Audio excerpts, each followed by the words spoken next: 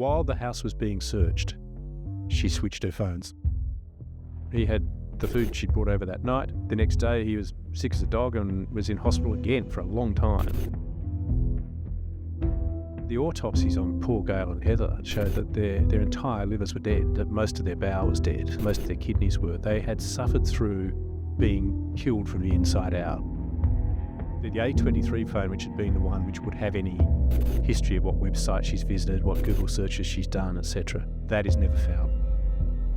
There's a sense of affront that this could be happening to someone like her when she should be starring in her own life.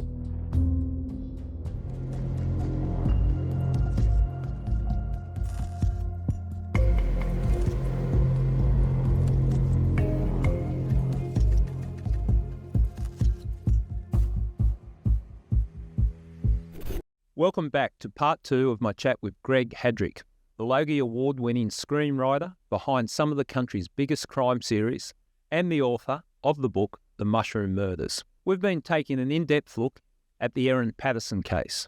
In part 2, we take you into the trial. In preparation for writing the book, Greg witnessed the proceedings of the trial and had access to the court transcripts. Greg knows this case better than most. We talk about the strength of the prosecution case and how the defence team attempted to create enough doubt in the minds of the jury.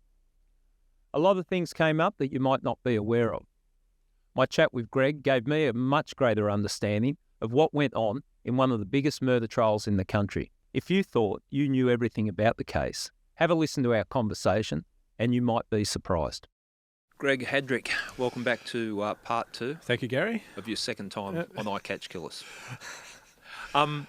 Greg, in part 1 we were talking about the circumstances leading up to the victims of this murder getting sick, the serving of the pie and the taken to hospital, and Erin's reaction to what happened. I think we left off on part 2 with the police starting to become involved, that you've had a lunch, 4 people are critically ill, and the person that served the lunch is going about okay, and homicide were notified at that point in time. They were, and they for about, it all happened very quickly. I think for about a day they had, it was the informant was Detective Steve Eppingstall. Yep. And he says they sort of watched it for a day. And then on the 4th... There was a comment in your book, and it reminded me, and it's a bit of black humour that comes in the world of policing and homicide, that we're not the nearly homicide. Because, and I had a bit of a chuckle, and this is a very serious case we're talking about, but that was very much the narrative in homicide, that often we get called about anything that's happened, and you get that many calls when you're on call. You have to draw the line and say, look, we will come if the person is dead. Up until that point in time, unless it's obvious, we don't go out. So I had a bit of a chuckle. That was police jargon. It was police jargon, the nearly homicide squad. Nearly the homicide squad. So they had to, they started the 3rd, they are looking at it, and they've been told about it. And it's around about then when Erin takes the dehydrator to the Coonawarra tip. I think that happens on the 2nd, actually, on Wednesday the 2nd. And I think she says she took that because she knew that the child protection workers were doing a home. They had to visit the home environment to check that the kids would be okay. And so she knew that they were going to arrive in an hour's time.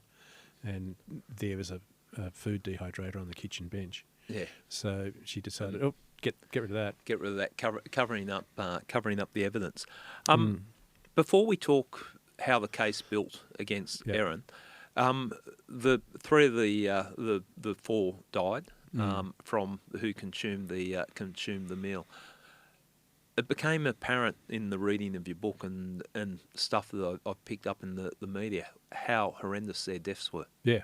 And I think we talk about this, and Erin's attracted the attention of people for so many different reasons. But we got 3 good people who have lost their lives in a very painful, torturous way. It was terrible, and Justice Bill made a point of that in his sentencing remarks as well, that the language when you say people are killed by mushrooms makes it sound soft. Yeah. You know, it's not a knife, it's not a gun, it's it's not an axe, it's a mushroom. And yet, the autopsies on poor Gail and Heather showed that their entire livers were dead, and that most of their bowel was dead. Most of their kidneys were. They had suffered through being killed from the inside out.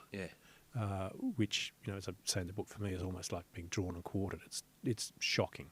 It was horrendous. Yeah, it was horrendous. And I hadn't even picked up on the fact that you say it didn't seem like a violent death because it's mushroom pie, and we sort of have a bit of a snicker about that, but we should really understand the pain that these people went through.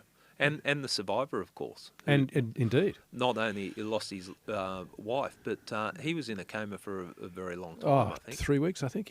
Before he was finally extubated. And then in rehab for weeks after that. Claims, and I'm sure he's telling the truth, Ian is a very honest guy, that his health will never be the same. What they went through was a horrific ordeal. And it shouldn't be forgotten when people go, mushroom lady and mushroom killer. That language softens what was really happening. And very real victims and a very horrendous crime.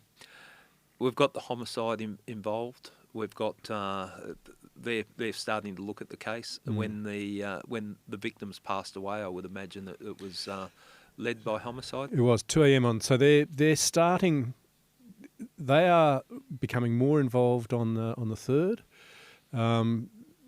Steve Eppingstall said, we knew they had medical information that particularly Heather and Gail were not going to survive. So they were doing a report for the coroner, blah, blah, blah. And then 2 a.m. on the morning of the 4th, overnight, Heather's the first one to die, and at that point it became a homicide case. So by 7 o'clock that morning, or 7:30 that morning, Steve Eppingstall and his team are there. So it within 5 or 6 hours of Heather dying, it's an active homicide case. Now, did they? I would imagine they went to Erin's home. No, well, first of all, they got the bank records. They actually didn't go to. They went to Erin's home on the 5th. So this is now. So the sequence of events for them was they, however, you know more than I about what you've got to do to go through to get people's bank records, but they got them for the previous 2 months, I think it was. Meg, I forget her name, I should know, was looking through them from the 3rd back. So she was from the latest day back. And looking, I would imagine, the purchase of the mushrooms, that it's not just gathering evidence to prove the offence, it's to discount the version. That's right, events. of all of that. And within a couple of hours, she comes across the transaction where Erin has gone, to the local tip, to the Coonwarra transfer station. Right. Literally 2 days before. And she took that to Steve and go, well, she chucked something out. What has she chucked out? They get straight onto the officers at the Coonwarra transfer station. He goes to the CCTV and says, because they know the time of the transaction. When she's done the drop. Yeah, and there she is, getting out of a car and taking a big box and putting it in the tip. And so they send a worker down there to get it out, and it's a dehydrator. And Steve calls the local cops and says, can you pick it up for us at Wonthaggi? And they went later that afternoon and picked it up. So before the end of the day, of the first day of the investigation, they had Erin's dehydrator that she'd thrown out 2 days before. And had Erin mentioned that mushrooms that she put in the dehydrator? At this stage, she's still claiming she never foraged anything. Right, So she's claiming, and so the cops then... They wait until it's later that night on the 4th. So this is all happening on the 4th. So the 2 a.m. on the 4th is when Heather dies. That day of the 4th is when they get the dehydrator from the tip. That night of the 4th, Gail dies. Yep. And on the 5th, they raid. They go and search the house. And what did they find? Anything of interest at the house? Well, they found several computers, which they were looking for communication devices. They found the manual of the dehydrator with some other manuals, which was handy. They were looking for the dinner plates, but by then there were no grey plates any longer. Yep. But they took photos of everything in the kitchen and took some phones.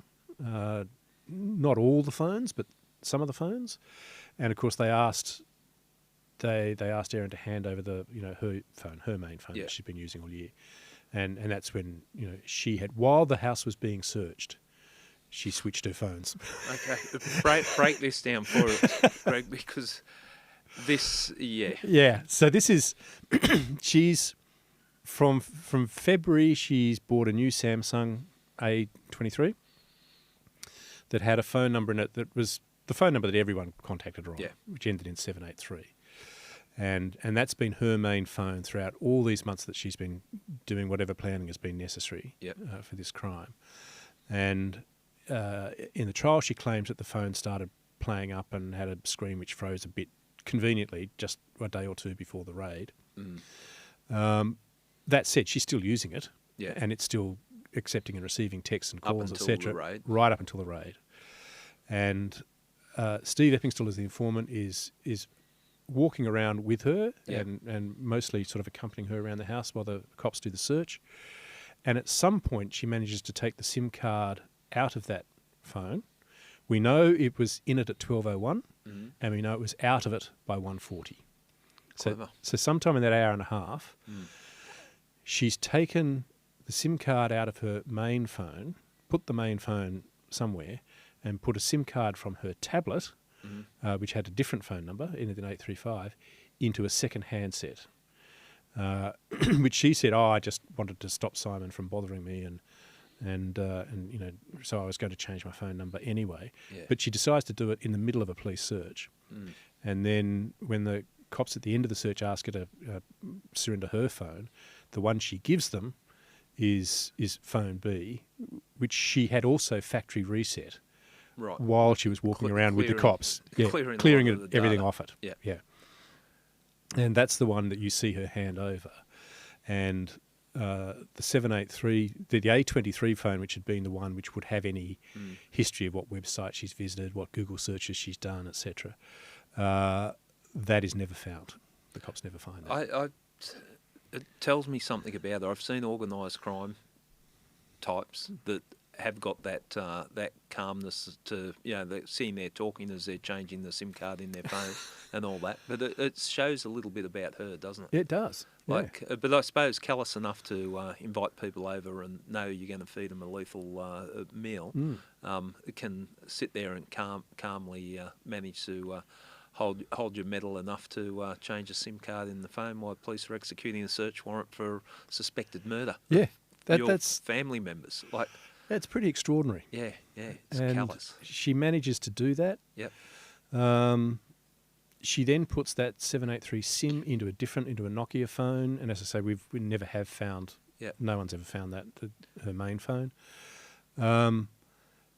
The cops take that phone. At that point, they think that is her main phone. She's done that. She has actually fooled them, and it's in a safe in Steve Eppingstall's office in Spencer Street. And that night, Erin wonders if they've turned it off or disconnected it from the internet, and she does a Find My Phone search and realises they haven't. So even though she doesn't have to because it's already clean, she factory resets it remotely again. At 5 o'clock in the morning from her bedroom in Leongatha. And it tells a lot about it. It tells a lot. And why this is going on, there's some other things that are coming out. She's not reacting the way that you would think. Like if these people are so close to her, the closest family she's got, she's invited them to lunch, and they're all in hospital on their way to dying or have died, and she doesn't seem to be reacting. She never asks how they are. Never says, can I go and see them?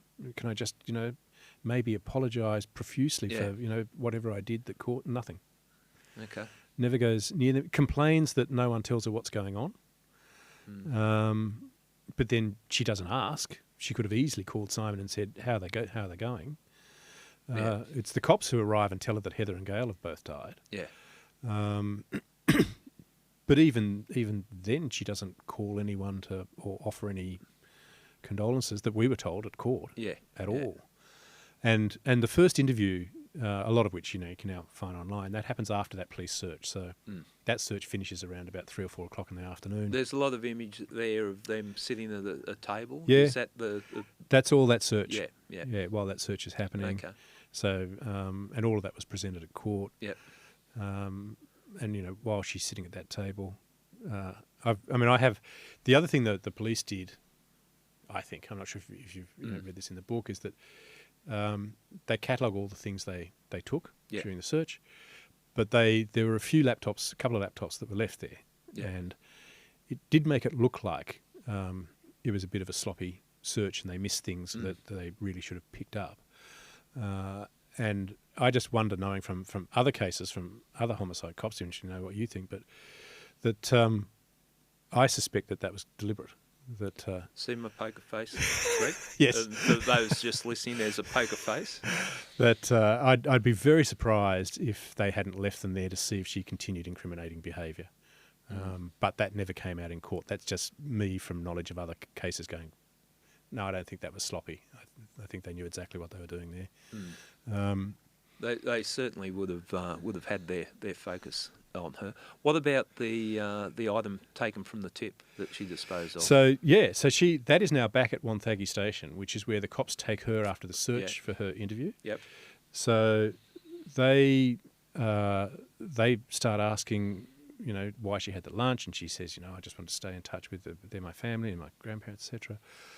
Then they talk about whether she ever foraged for any food. She denies ever foraging. Did you ever, dry or dehydrate any food? And she goes, no, never. And the dehydrator is in the next room. It's literally they've already got it, and it's in the next room. Yeah, it's nice locking people into lies when you know they're lying. Yeah, yeah. And so he knew that right off the bat. Yeah, and let her hang herself. Yeah, yeah. And then I think it's a great interview in the sense that he then goes back to her presentation at hospital and asks her about that, and when she did end up at Monash Medical Centre for a day and was under observation, what the doctors thought then, and when she found out about, what might have actually caused the other guests to be unwell, etc. So he goes all of that, and then he comes back and says, "Let me go through what we took from the house. First of all, this manual for a sunbeam dehydrator. Yeah. What's that about?" And she denies it again. And I thought I think they've given her every opportunity. Yeah, they've been fair to think through this. Yeah. Have a think. Now we're going to give you another chance. Yeah. What can you tell us? And she denies it again. Yeah. And no, never had one. Might have had one years and years ago, but don't. Again, those vague answers that give you a little bit of leeway either way. Yeah. And so they finished that interview, and Steve actually drove her back home that night. And it's that night that she factory resets the phone remotely in the office.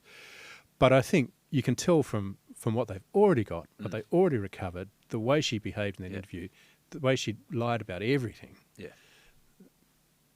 They'd be thinking, you're thinking you got a case, but as was highlighted in your dissecting the trial, beyond reasonable doubt, three murders and an attempt murder, the evidence looks overwhelming, but the element of doubt can be, was it an accident? Yeah. Was it an accident? And the defence have just got to chip away in the minds of a couple of the jury members, and all of a sudden this person... You get that doubt, yeah. Because, she's lying because she's dead scared that she's going to be, accused of killing them. And you go, well, yes.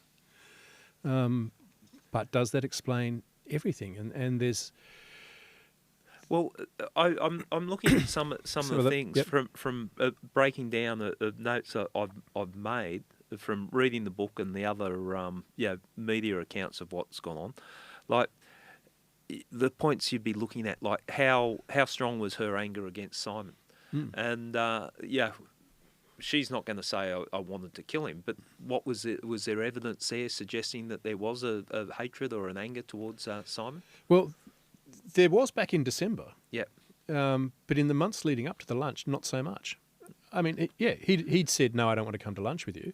Yeah. But other than that, there's nothing in particular the prosecution could point to that illustrated, building hatred. Yeah, it makes it hard because the jury, like we sit and struggle sometimes with motive, or we were talking about struggling with motive. The jury, if she's making threats, you're going to regret what you've done to me and all that. But so the prosecution can present, well, they've separated, but the defence can go, well, there's lots of people who've separated, and play it off that way.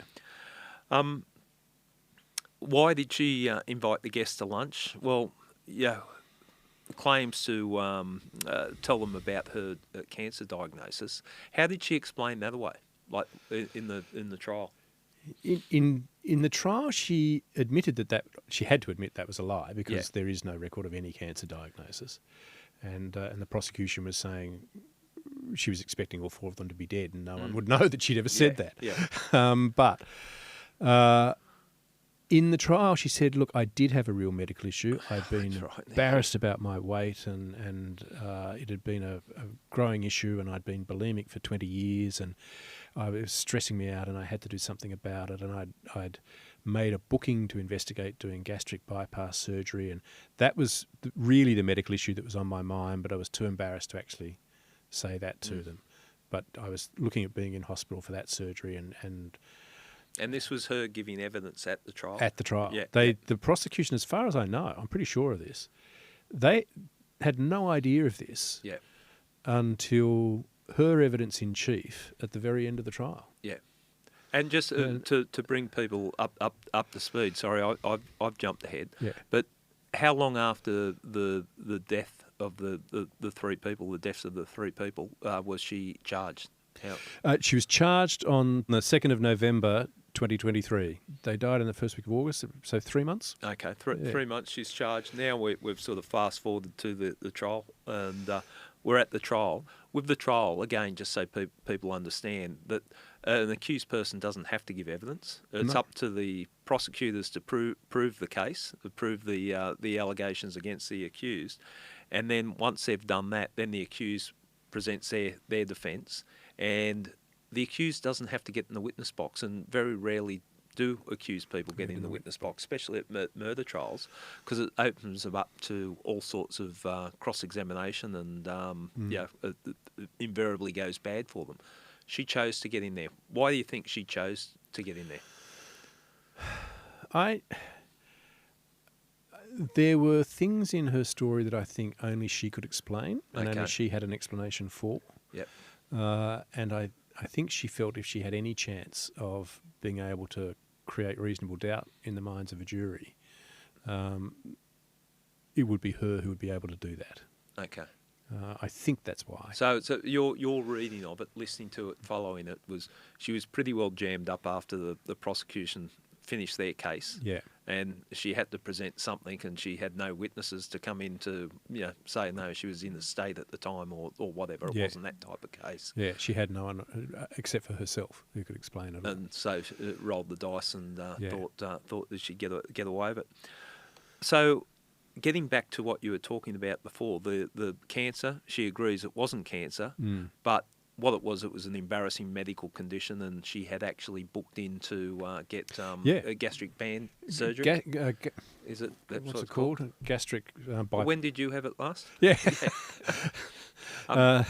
So during her evidence in chief, when Colin Mandy was asking her these questions, she just said she was giving her history of being bulimic and her history of having terribly embarrassing issues with her weight and needing to address it, and that she had a plan to do gastric bypass surgery. That's all in her evidence in chief. When Nanette Rogers was cross-examining her, this is in the last 2 or 3 days of the trial, and she's challenging, what she said the lunch was about, and gets to the point where this apparent plan for gastric surgery, and Nanette says something like, "But it was nothing more than a plan, was it? You're just sort of making this up." Yeah. And she said, "No, I had an appointment." And that really threw. That would have been silence. It was like, what? Yeah. And she said, no, where with? And with the Enrich Clinic in Melbourne. I had an appointment to see someone to discuss this surgery. And that was a shoe drop moment in the trial, because the prosecution did not know that at all. And so that was on a Friday morning, and they literally had Friday afternoon to try and figure out what the hell that was all about, because they only had another day or two. She would have been finished. She would have been finished, yeah. And I remember listening to it and thinking, that does put a different. If she really had an appointment, to do this, with a surgeon who was going to do this surgery for her, and she's given this history, all of a sudden you're thinking, oh my God, well that does explain the lunch. It adds, and that's where it's on that delicate balance, isn't it? Because that you buy into that and you go, oh, she's telling the truth there. And I understand she's embarrassed to talk about the nature of the surgery, but it was a medical condition. That's all explainable. So it's those little things that can make a difference. It can. Yeah. And this is at the very end of the trial, and I'm trying to think like a juror, going, well, now I've got to re-look at a host of other bits of evidence where you went, it's 90% sure, but there's a 10% chance this could have happened. But if they can prove that she was going to have this surgery, adds credibility. It adds credibility to the lunch and to everything. Her version of events. So did the prosecutors would have scrambled? I would imagine there'd be people running out of the court and making calls. I would imagine they did scramble, and they scrambled very well. And because what they discovered was that Erin did have an appointment. What she'd remembered is that she had made an appointment with the Enrich Clinic, and she had. What Erin didn't realise was that the Enrich Clinic doesn't offer that surgery. Right. Okay. There's a problem. So again, it was a big problem, and you go, oh, so she wasn't telling the truth. Yeah. It was again, as people who are so good at lying. There was part of it was true. A smidgen of truth. A smidgen of truth, and the rest wasn't. Yeah. So yes, she made a booking to Enrich to do something. Now it's mostly, and this is apparently highly respected clinic, but it's mostly cosmetic surgery. Yeah. It's not genuine surgical procedures for serious health issues. How did that play out in court? Did they set the trap for her? They did. They came back first thing Monday morning. Yeah.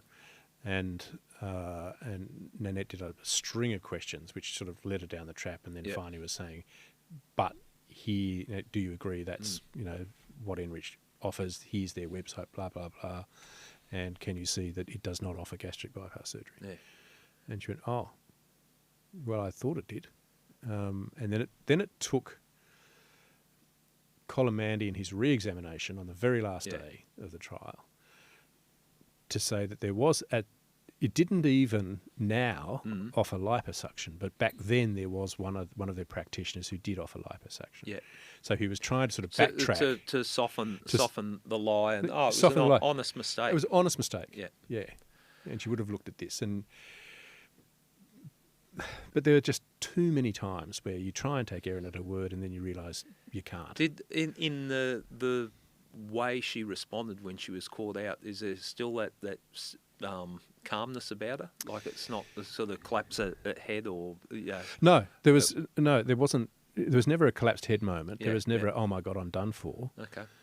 Just I've lost a point here. I'll keep going. Keep batting. There are a couple of other things like serving of the food, grey plates, a separate plate for her. Did that play out in the trial? There was a lot of discussion about the plates because she obviously claimed she never had 4 grey plates, and Ian was adamant. Ian was adamant that she had. Yeah. And the plates the police found during their search, and I think there were 2 black ones and there were 2 black and red ones, and there was one that her daughter had made at kindergarten or somewhere, which was sort of a multicoloured one. There weren't many, and in fact, Simon said to the police, he said she never did have many plates. Yeah. But those were the only ones the police could find when they did their search. And they matched what Erin had said she'd put the beef Wellingtons on. Not at all what Ian said she'd put the beef Wellingtons on. And Ian he was a very credible witness. Yeah. He just was particularly because, he couldn't remember exactly what people said in the conversation, blah, blah, blah. When he wasn't entirely sure, he was quite honest about saying, I'm not entirely sure. Yeah. But when he was sure, he just had lock it in. lock it in, a quiet certainty that Yeah. you just couldn't resist. And then what they, jumping forward a little bit, what we didn't know until all the pre-trial rulings on admissibility and inadmissibility of evidence, which were lifted 4 weeks after the trial. Yeah. The jury never got to hear this during the trial proper. But the minute the lunch was finished, at 3:00, when Don and Gail and Ian and Heather drove off and the boys were in the TV computer room, she took a box of rubbish to the tip. And that happened within 15 minutes of the lunch ending. And are you privy to the logic of the ruling of that being excluded from evidence? I believe, yes, that's been released. They're not trying to hide it. I believe it's because when the police found out about that trip to the tip, it was about a week and a half later, and they couldn't recover what she'd thrown out. So because there was no evidence that it was just innocuous, that it was just food scraps, they said it'd be too prejudicial to put it in, thinking it might have been something prejudicial. Because the next time she took something to the tip, it was definitely... It definitely was. Yeah. I suppose we do need those protections in place, but... I suppose that's... Sorry, I'm trying to be reasonable here, Greg. I just wanted to come across reasonable. Look, I can understand that. I can understand the reasoning behind that. I haven't done, big legal surveys and forensic examination of it, but just listening to the number of crime cases I've listened to and followed, the law and judges are very strong on saying to a jury, you are the arbiters of fact. You are the ones who decide what is and isn't fact. Let me deal with what law is and make sure it's a fair trial, but you decide what's fact. Time and again you realise they can only decide what's fact on what's presented to them. Yeah. And a lot of times, like with that trip to the tip immediately after lunch, why couldn't you say to a jury, it might have been innocuous, we have no evidence, but it did happen, and let the jury be the arbiters of fact that you say they are? Greg, I'm with you on that. We've got the jury system because we want to rely on being judged by your peers on the available evidence, and they're put on this pedestal to make judgment on another, one of their peers, but they're only provided limited information. Limited bits. Yeah, and I think if you either trust them that they understand what prejudice and bias is and know how to take that into account, or you don't. And if you do, I think more should be ruled inadmissible than the law currently allows. Yeah. That's not to say it should be open slather and everything. Yeah. But I think at the moment the pendulum's just swung a bit too much. And the judges, in the judges summing up, give the warnings, the necessary warnings, and they all could have explained it the way that you just explained it. But it's frustrating from a policing point of view, seeing the jury sit there, and you can see them literally scratch their heads sometimes, and there's something missing here. We know it's missing. Why was that just cut off, or why have we been excluded from the court where we're judging whether this person is guilty of murder, and they've just had 3 hours of voir dire, legal argument, and we've been excluded? Yeah. Shouldn't we be part of that? Shouldn't we? So I think it's interesting. My reading and my understanding, I could be corrected on this, is that the jury system began hundreds of years ago, because you would be tried not only by your peers and by your community, but by people who knew you. Yes, yeah. And the irony is now you can only be tried by jurors who don't know you. Yeah. And in fact, if you have any connection with the victim or their relative, with the accused or their relatives, etc., then you've got to excuse yourself from the jury. If you have any connection with any of the witnesses, you excuse yourself from the jury. So the jury, who are not allowed to talk or interact with people, are meant to judge facts purely on a highly curated set of evidence which is presented to them. them. Whereas the system began with, yeah, I know Joe Blow over there, and, I know you don't get on well with him, and I got on well with him, and then we've got 12 of us here, all have different relationships with him. Do you reckon he's capable of doing that? We can sort it out. Did he punch John in the pub or not? Yeah, or not. Yeah.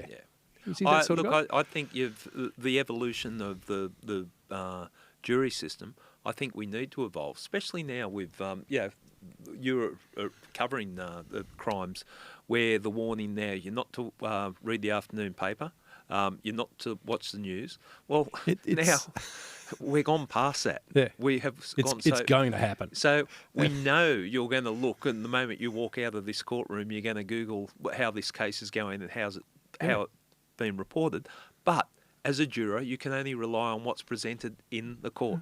That should be enough of a warning. It should be enough. But it's. I guess I'm just coming at it from the point of view of shouldn't we start a conversation about whether the system can be reviewed and improved a bit? And it's a system that I fully support. Yes. Completely. I just think it could be better. Well, you talk the pendulum, and sometimes the pendulum have swung too far, and we need to bring it back a little bit. But I have long held a bugbear of the jurors aren't presented with all the facts, and if they are to adjudicate on the facts, give them provide them all the facts. That's right. And then they can put what weight they think necessary on it. But it's an interesting argument or interesting discussion. Her claims of having diarrhea, this trapped her, didn't it? Because we talked briefly in part one that she said the onset of diarrhea came in the afternoon, and whereas if it's from the ingredients that the others were suffering the diarrhea, that was 8 to 10 hours later, and that.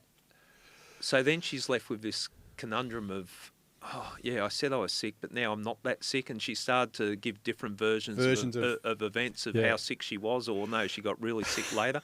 Talk us through that, because that was a miscalculation on her behalf. I think it was a miscalculation on her behalf, because Simon was pretty adamant that, on the phone the first time they talked, she said that she initially started feeling a little bit woozy, 4:30-ish in the afternoon. Now, even if he's got that a little bit wrong, she was, and a normal gastro reaction to a lunch at 1 o'clock would be about that. And then, as I said, she said to too many people that she was suffering from diarrhea when she drove her son's mate home, that she was sort of locked into a version of that. Yeah. Even though she was a master at sort of watering things down, when she's in the... Backtracking. Yeah, just walking things back a little bit when she's giving her evidence. And building up what she was saying happened, after midnight on Sunday night. Yeah. And that's when 3 days later, she's first use of the word explosive diarrhea, which was, I think, to Sally Ann Atkinson, to the health expert. Yeah. And so now she's trying to make it sound like her strong symptoms didn't happen till roughly the same time. Yeah. But you could never get away from the fact that she told too many people that really by 7 o'clock she was... happened earlier. It happened earlier. So then Colin Mandy's only answer to that was he'd done, in my mind, a very good job of he did try and cover that up. He did try and cover up very well. So she was saying she added... Now let's go back to 9 o'clock in the morning, 9:30 in the morning, and she's making the mushroom mixture for the beef Wellingtons. A little bit of a taste test. A little bit of a taste test. Yeah. And realises they're really a bit bland and don't have any flavour, and that's why she adds the dried mushrooms from the Asian grocer. Yeah. From some shop she can't remember where. Then comes the issue. Well, most home cooks, if you've started tasting something and you think doesn't have the right flavour, and you add something to it, you taste again. Yes. That's what almost everybody does. You're right. If you're not a taster, fine. But if you are tasting to check the flavour and you add something, you taste again. But the defence couldn't say that at the beginning, because the question would be, well, why isn't she dead? If or at least in intensive care. Yeah. If she was adding death cap mushrooms to it.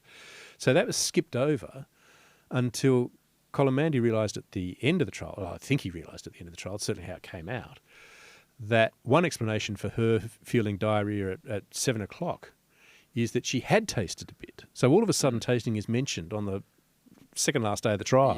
Yeah. That can adjust the clock back. to adjust the clock back. Yeah. And you go, well, Okay, so but it must have tasted, because she had no liver damage. Yeah. And this is where, in terms of just doubt, all you need is doubt. So the defence column man had also accessed one journal from Germany, and there's more research into death cap mushrooms over in Europe because there's more of them. Yeah. There's more death cap mushrooms.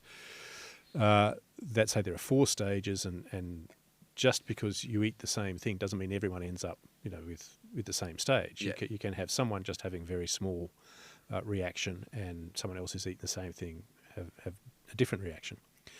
And he was using that to try and cast doubt in the jury's mind that, in fact, Erin's claimed diarrhea, and there were just enough medical symptoms when she finally did get into Monash Hospital to go, but she probably did suffer something. Yeah. Maybe you did if you've murdered 3 people. Yeah. But she must have just tasted a tiny enough amount to feel sick at 7 o'clock at night. But you're now starting to ask people to believe a lot.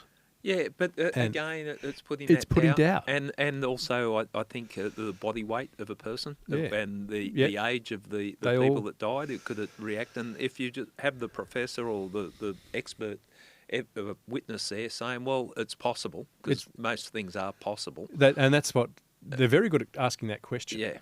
Not what's most likely. It's like, but is it at all possible?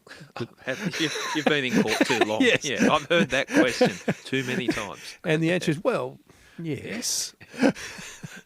It's a hard one to say no to, isn't it? It's, but you did then have to go, well,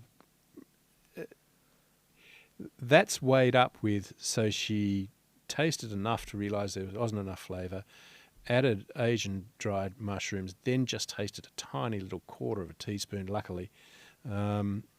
Apparently nothing else.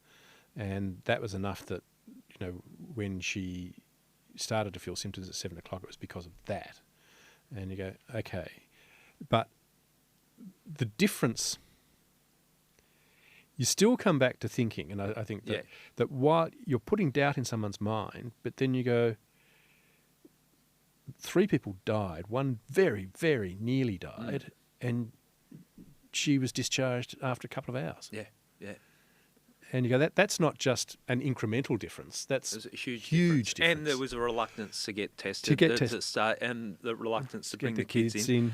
The other thing that I found from your book, from your juror, and I think this is the type of thing that goes through a jury's mind, where you're sitting there, and I think it was just sort of a reflection of what goes on in the juror's mind, that Erin was saying that she had I think it was a 3-hour round trip that she had to take, and to drop her son somewhere. Flying lessons. And she was getting round in white pants. Yes. And like the jurors just thinking, and this, I'm sure, and it's not legal basis, I'm sure this is how the jurors process stuff. If you had diarrhea, would you be wearing white pants? Yeah, like little things like that. Yeah. But these are all the type of things that go through the mind. Getting rid of the dehydrator, we've talked about that. But what explanation did she give when she was in the witness box for getting rid of the dehydrator? Sheer panic. That she thought if it was left there, and she thought that Katrina Cripps from Child Protection was coming around that afternoon. Yeah. And if she saw that she had a dehydrator, which still had mushroom crumbs on it, because that's how they found that she was likely to be blamed for it. Yeah.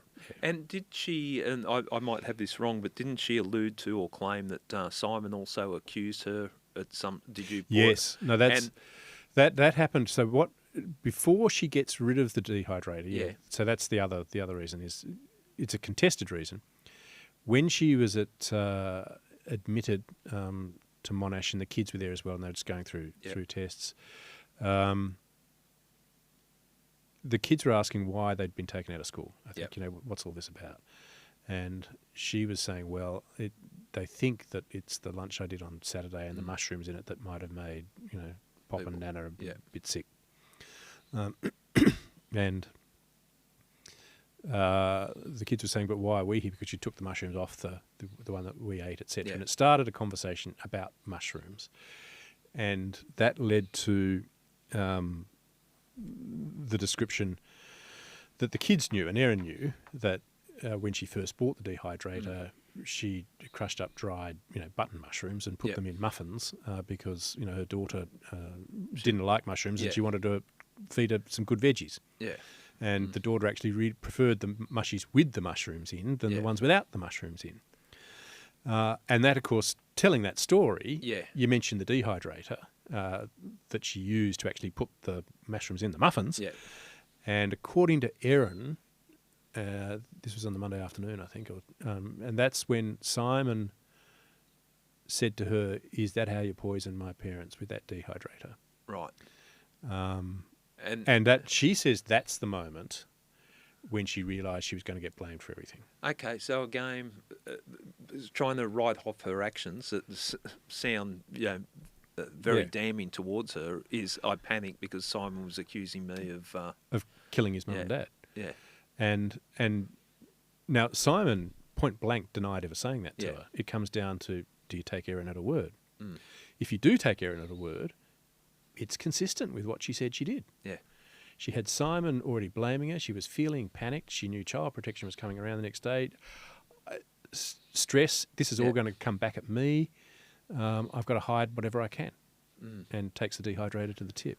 What about her foraging for mushrooms? When did that break? When did she acknowledge that she was... That happened... it wasn't during the record of interview with the police. It was after the 5th of August. Yeah. By the time they did... It was the autopsies that sort of showed beyond doubt. That it was death cap. That it was death cap mushrooms that killed Don and Gail.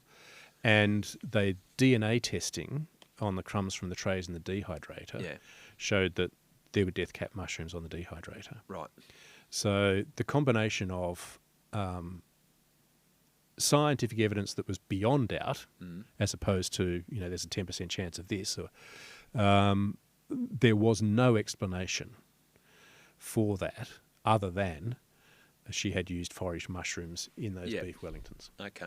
Then on top of that, and I think this was the other thing, they finally, when they went through, there was an SD card with photos on it, and there was a tablet that she'd used that had thumbnails of photos from the memory cache from Google Photos. And they showed photos she'd taken of mushrooms on the dehydrator. Right. And particularly some of the photos were clearly foraged mushrooms. Okay. Particularly there was one set that Dr. Tom May, who's a mycologist, again, he said with a very high level of confidence they were death cap mushrooms. Yep. He couldn't say beyond all doubt, but with a very high level of confidence. And given the crumbs and the DNA were there, you sort of go with that. So over the course between August and November when she was charged, the evidence that she must have foraged, and death cap mushrooms cannot be cultivated. Yeah. They can only grow on roots of oak trees.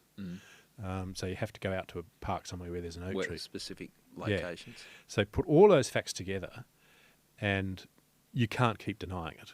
Okay. Yeah. And did she, when she was giving evidence, did she... she said she had... She then said she started foraging mushrooms during COVID. Right. So all of a sudden it started 3 years ago. And there are photos of her on, I think, the rail trail, and with the kids, where they're on their scooters and she's picking mushrooms. There's photos of her in her kitchen in the house before the one she owned at Leongatha, the one before that, and again there's foraged mushrooms that she says she just got in the backyard, which are on the kitchen bench. So all of a sudden, once that wall came down, she's a forager. She's a forager. Yeah. What she denies ever doing is deliberately foraging death caps. She said, obviously I must have at some point because they're in the dehydrator and they're in the beef Wellingtons. Terrible accident. Again, put that little bit of doubt. Yeah. Yeah. It's... I'm just looking all the different parts that the trial was hinging. It would have been an interesting trial to listen to because you'd be walking out each day thinking, we've got a... I'm talking from a police point of view. Or she came out on top here. No, and they were creating those doubts. Yeah, several nights when I was talking, to my kids and my wife about it, and they were just reading headlines and had read headlines from months ago and going, why is it taking so long? Shouldn't they lock her up? And I was going, she might not be convicted here. Yeah. And they were quite surprised. But the more there were several days through the middle and second part of the trial where I'm going, this isn't necessarily over. There's a doubt. Yeah. Yeah. The summation of the case that I look at, like we've gone through the trial, she's given evidence. How long was she in the witness box for? About 6 or 7 days. Oh, that's a long time. It's a long time. I think she was 3 days giving her evidence in chief and 3 or 4 days in cross-examination. Any chinks in her armour, breaking down, emotion, anything? No, not really. Just It was a pretty good performance. Yeah. Well, okay. This is a summation of just what we've talked about, but of the case against Erin. So if you're presenting the prosecution case, Erin had foraged for wild mushrooms near parks and trails. She had dehydrated death cap mushrooms in her dehydrator. The mushroom mixture in her beef Wellingtons had included those dehydrated death mushrooms. The beef Wellington had killed 3 of her lunch guests and very nearly killed a 4th. It had killed all their livers. That's the result. By contrast, Erin had not suffered any liver damage at all. No. So if you're going to summarise the case, it sort of gets back to the start of it, doesn't it? Yeah. Your fictional juror, and I just take this quote out of the book because I thought it was a good way of explaining it. They were 5 points I just read out there. Yeah. The first 4 could be explained by a tragic accident or a deliberate act with murderous intent. The 5th makes a tragic accident less likely explanation and an act of murderous intent a more likely explanation. So that 5th one, if Erin had not suffered, if she got sick and survived, it would be hard for anyone to convict her. Yeah. It's just a difficult one, isn't it? It is. And the judge, was it Justice Beale? Justice Beale. Okay. Yeah. In his summing, when we talk about what the role of the jurors, and this is from the transcripts, if you find that the accused lied about something, you can use that fact to help you decide whether or not you believe the other things the accused has said.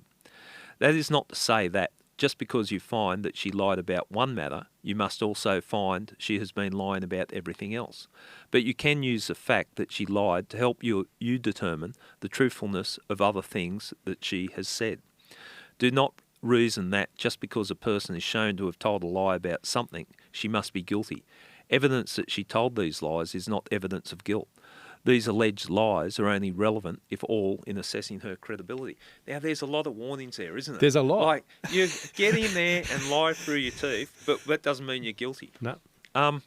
So that's why it makes, like, you and I both understand the court system. We've seen it enough, been involved in it enough. But for a juror, you'd be sitting there scratching your head going, well, we know she told this lie, this lie, this lie, this lie, but the judge is saying, well, that doesn't make her guilty. It's hard, and that's what I think makes it such a strong conviction. Yeah. With all of those warnings and thinking we can't take that step, we can't take that step, we can't take that step.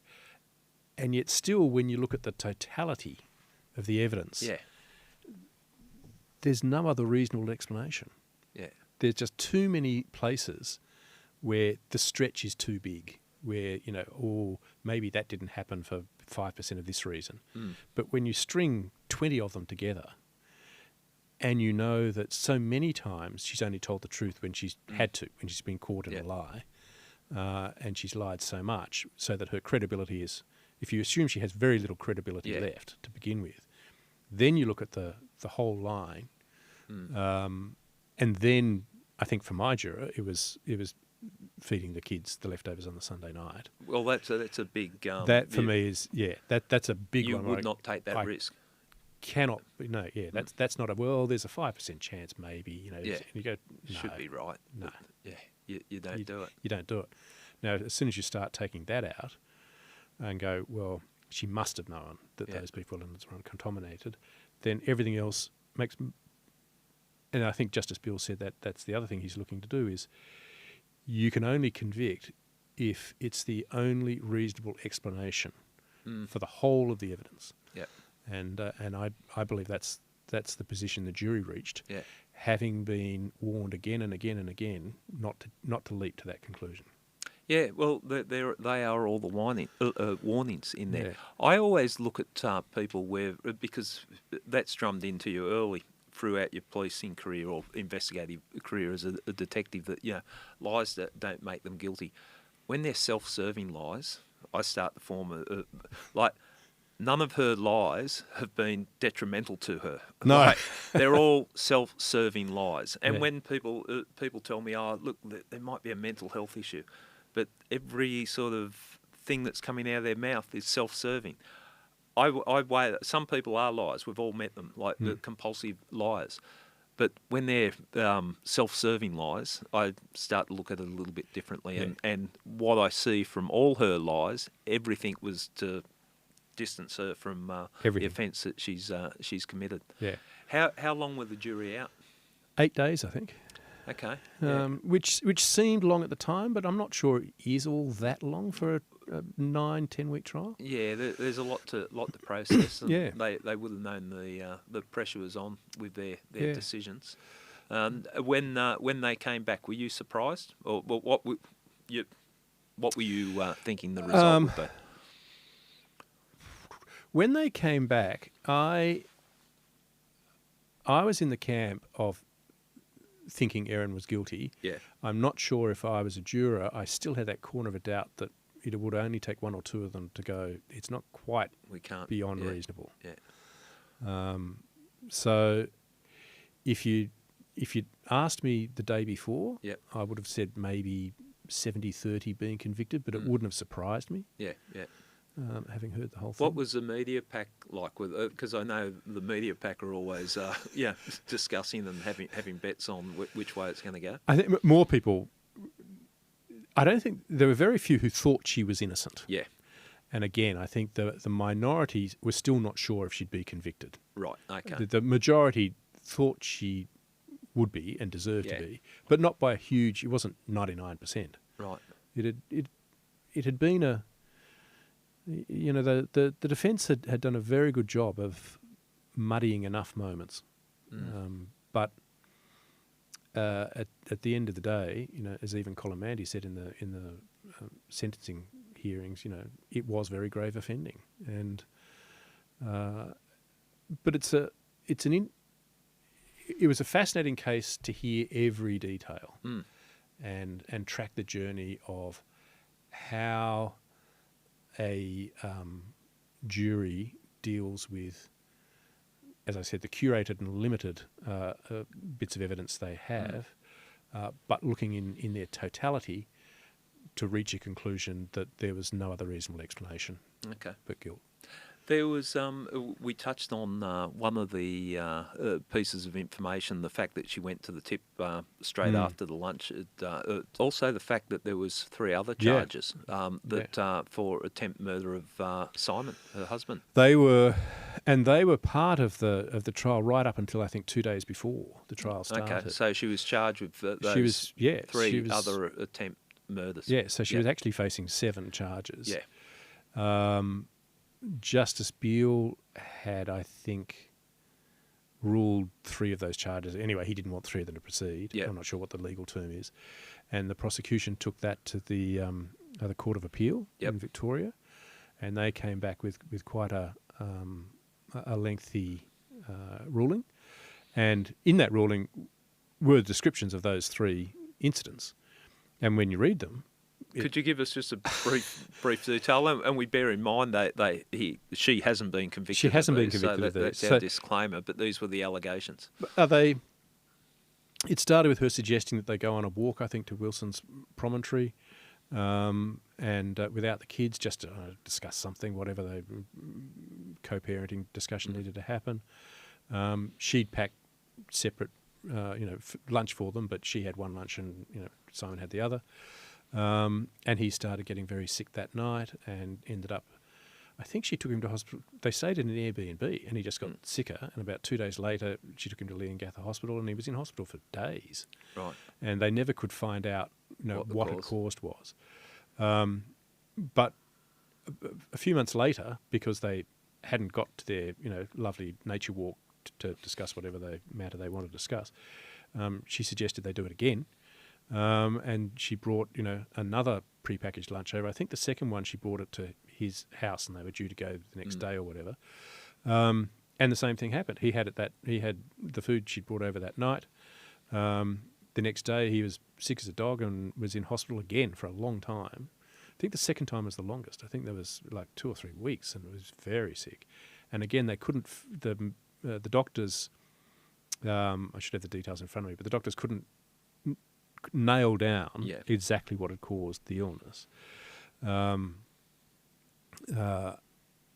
this, I think that would have happened while she was moving houses into Leongatha. And then the third one, they went to Hokwa, I think the place is called, or they were planning a trip there. And again, it was another, let's go away on just you and me, and we'll discuss, what has to happen with the kids. And the same thing, she brought prepackaged food, and he had one that was wrapped up, and it was a chicken curry for him and a chicken curry for her, but separate things. And the same thing. So it was 3 times in about over the course of a year, maybe a bit longer than a year. And after that third time, which again, it wasn't just, sick, I've got to go to the toilet for half a day. It was in hospital. It was, again, hospitalised. I think the second one he was actually in a coma for 5 or 6 days. It was very serious. So those were the 3 attempted murder charges that the prosecution also wanted to bring against Erin. The circumstantial case of the similarity between, I've pre-packed your food and I've pre-packed mine, and he gets sick the next day. But medically, there was no concrete evidence of what had caused his illness and whether it was related to that food. Where the failing. That's where the failing was. Yeah, so there was no, you couldn't point to a doctor saying it was something here, this is what did it, and it was in this chicken curry. Yeah.